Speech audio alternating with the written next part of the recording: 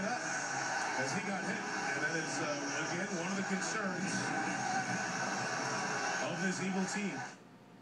Well, it's not an ideal situation. Just 12 plays for Michael Vick this preseason. 2 games, 2 injuries, 1 fragile quarterback. We welcome in Sheil Kapadia from PhillyMag.com. Sheil, Mike Vick goes down. Mike Kafka fractures his hand.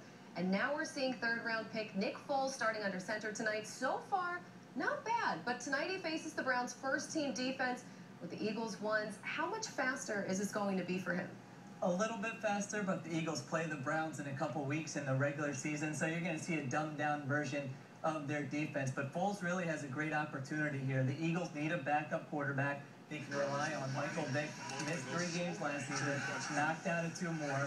Mike Kafka's on the sidelines here. Foles has really played well. I think if he can put together a good game tonight, a good game in the final preseason game, he could be your backup quarterback week 1 against Cleveland. Now, it's a short week, but he's going into this game knowing that he's the starter. Mentally, he had some time to think about this, and he is a rookie. How does that kind of play into his mindset at all? Well, I think he's excited about it, but I think he realizes it's the preseason. But make no mistake about it, he's confident. I think he's got that big arm. He knows how well he's played in the first 2 games. So he views this as an opportunity. Nobody who gets to that NFL level wants to be sitting on the sideline or wants to have a role where they're not going to play as a rookie. So I think Foles is going out there with the mentality that I have a chance here to be a contributor in my first season. All right, well, here's a look at the Eagles' backup quarterbacks. If Foles continues to play as well as he did the first 2 games, what impact, if any, is that going to have on Kafka and Trent Edwards? I mean, is Trent Edwards still in this at all?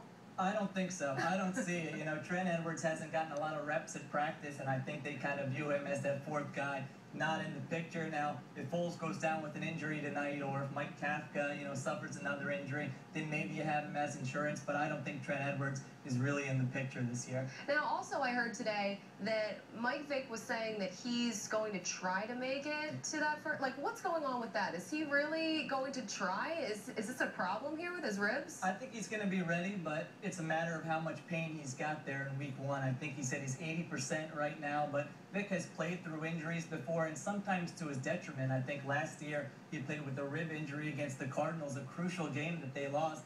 He was injured the whole game and played terribly, so you need him feeling good. He gets a couple weeks off here. I think he'll be ready to go week 1. All right, well, Foles certainly came out as a surprise, but one player that's been particularly underwhelming is DeMeco Ryans. He was advertised as the next Brian Dawkins.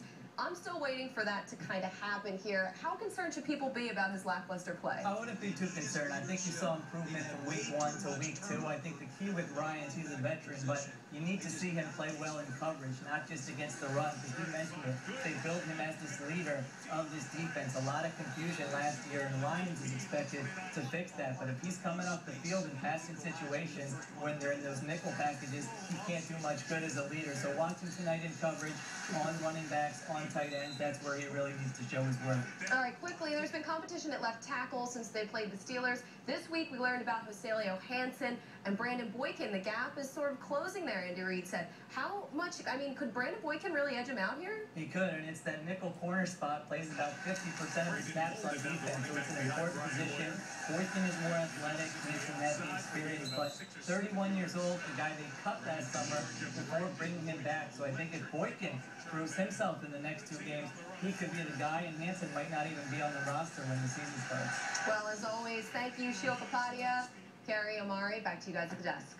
All right.